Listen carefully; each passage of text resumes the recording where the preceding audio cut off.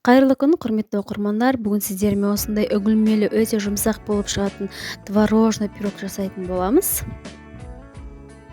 Ең алдымен менің YouTube каналыма тіркеліп, лайк басып, комментарий қалдырып, қоңырауша белгісін басып кетуді ұмытпаңыздар. Ең алдымен керекті заттарымызды дайындап аламыз.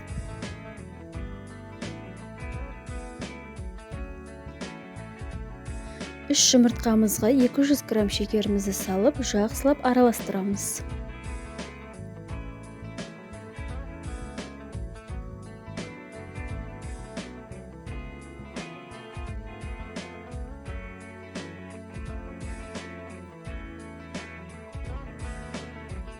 Келесі кезекте үстіне 150 грамм бөлме температурасында тұрған маргаринімізді салып, оны да жақсылап араластырып аламыз.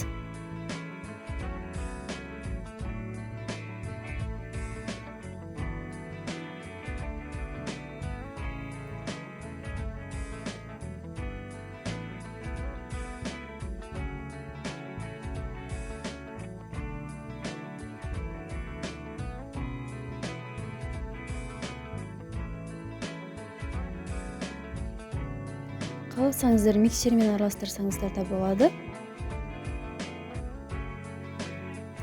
Келесі кезекте құрғақ қоспаларымызды дайындаймыз. Ол үшін разрыхитель ұнымызды жақсылап араластырып аламыз.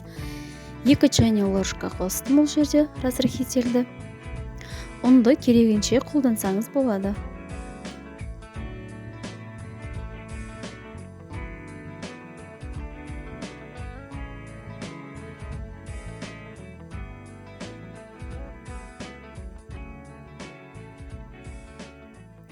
Аз-аздан осылай салып, жақсылап араластырып аламыз.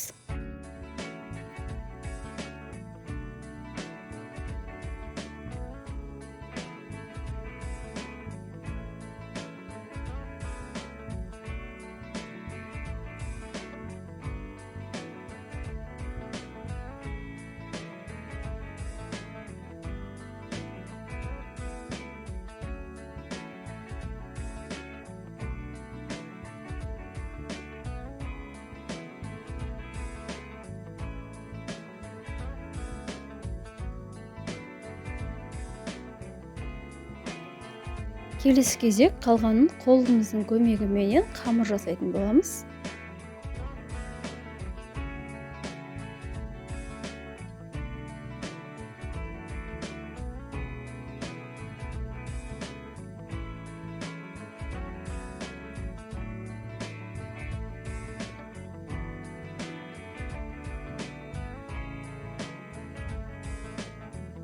Міне өте жұмсақ, әрі әдемі болып, бір тегіс болып, қамырымыз дайын болды.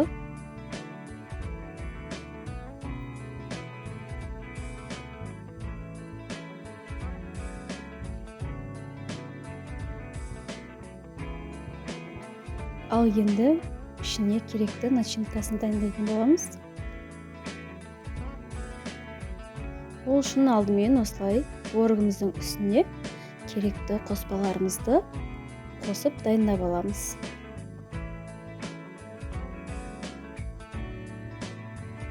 Қаймақтан 2-3 қасық қоссаңыздар болады.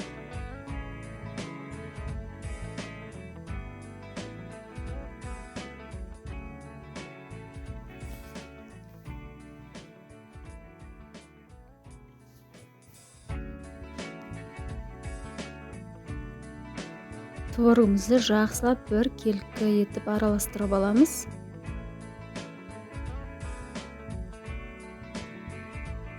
Осылай езгіштің көмегімен арасындағы комақтарын езіп, жақсылап бір қалыпты, бір тегіс начинка шығарамыз.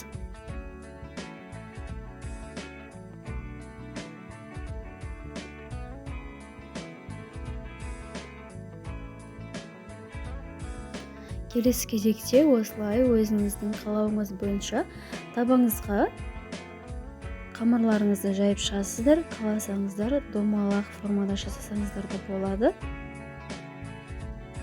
Печкаңызды алдын ала қыздырып дайындап қойыңыз.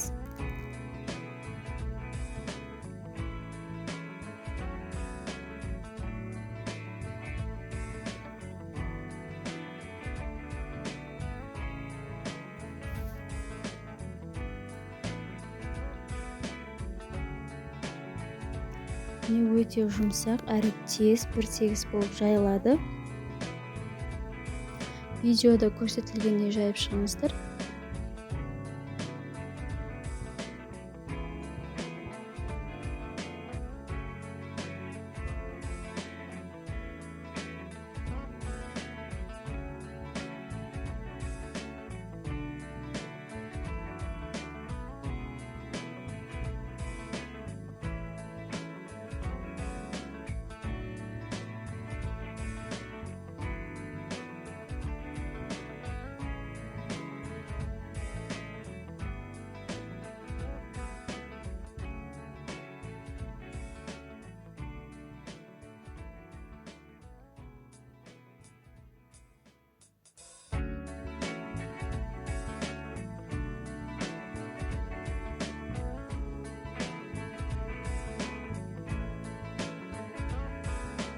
Қамырымызды жайып болып, келесі кезекте ішіне салмасын салатын боламыз.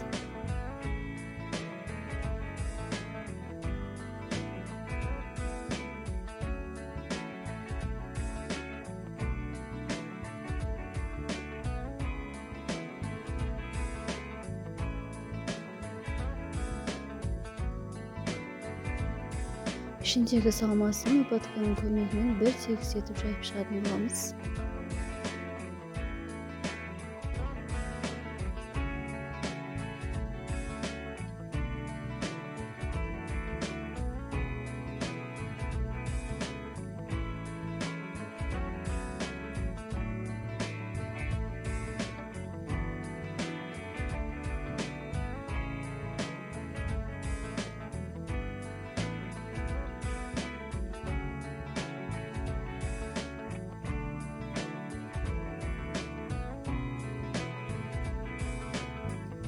Міне біздің творожный пирогымыз дайын болып шықты.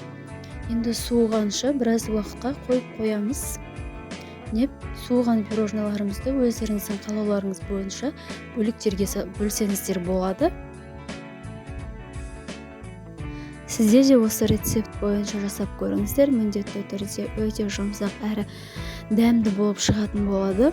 Баршаңызға ас болсын. Менің каналыма тіркеліп, лайк басып, қоңырауша белгісін басып кетуді ұмытпаңыздар.